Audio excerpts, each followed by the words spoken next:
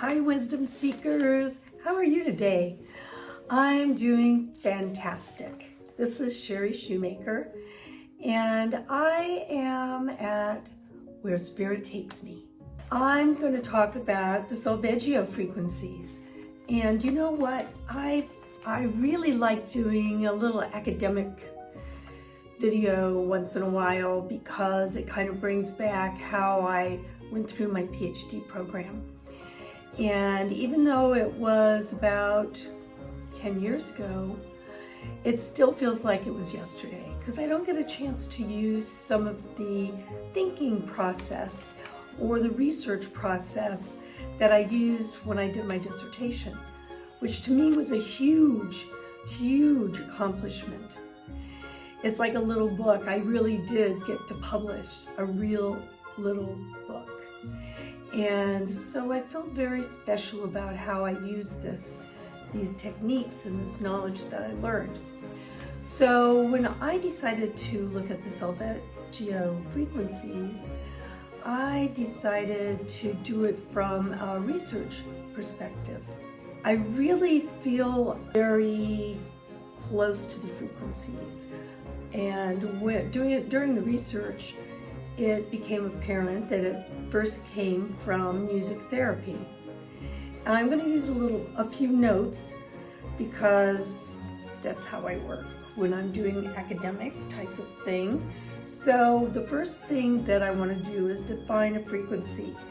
And it's a physical parameter that tells us how many oscillations occur or repeating processes occur every second. And it's measured in hertz. And the abbreviation for that is Hz. So, and the hertz was used to help standardize the definition and the frequency speed. It was originally 6. You had 6 Solfeggio frequencies, and they were associated with different musical vibrations. Now, historically, if you look at Chinese medicine, Vedic, Inca, all across the world, historically, tones have been used. Everything has had a healing feeling and a spiritual association with tones. So since I studied Oriental medicine, I'm a little bit more familiar with that toning. And there was a tone associated with every organ. So if you wanted to heal something, you would either have the person make the tone themselves, or you would give them something that created that tone. In religion, Solfeggio frequencies are frequently used with or associated with Gregorian Chant. And when I was growing up in the church I went to, we used Gregorian Chant all the time. And it's really quite beautiful. It's just, you have to listen to it. Now, a little disclaimer. I'm giving you the research and the information that I chose. You can certainly look deeper into all of this and expand the research if you are so inclined. Now, I use Meditation Mind Solfeggio Frequencies, and they have 9 frequencies. So what happened was they started with 6 named Solfeggio Frequencies, and then they took 3, 6, and 9 numbers, and they created 3 more tones.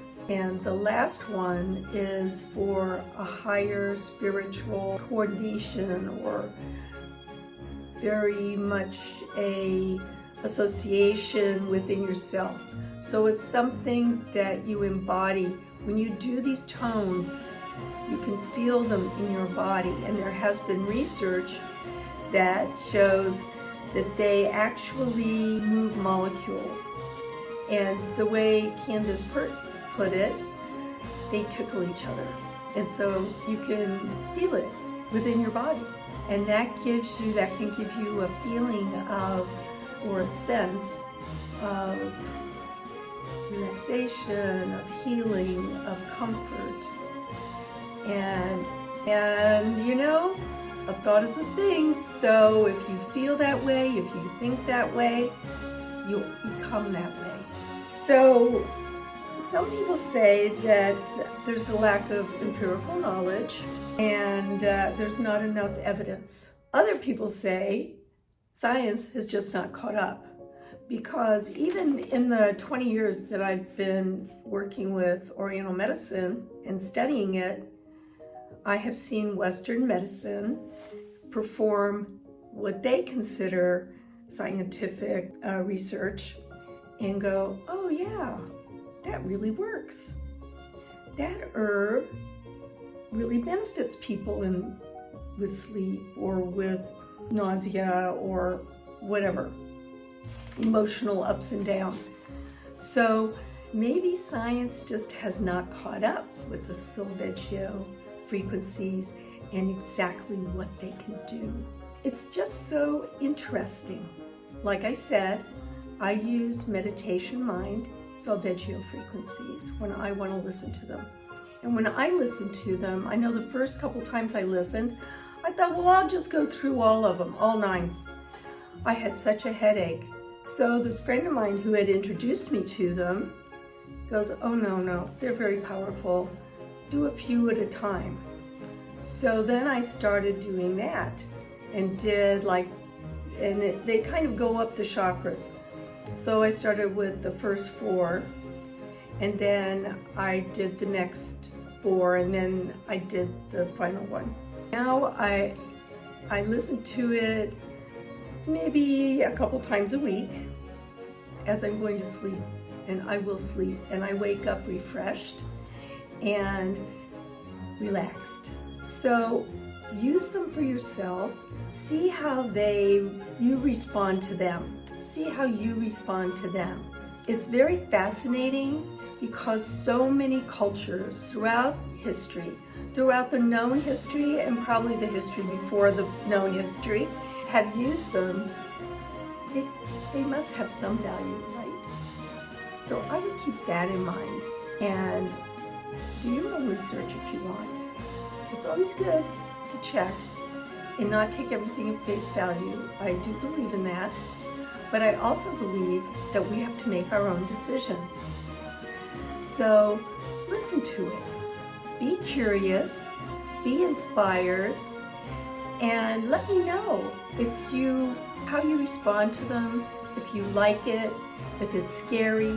It's all part of changing your perspective, being who you are, expanding and growing. So enjoy, and I'll see you again.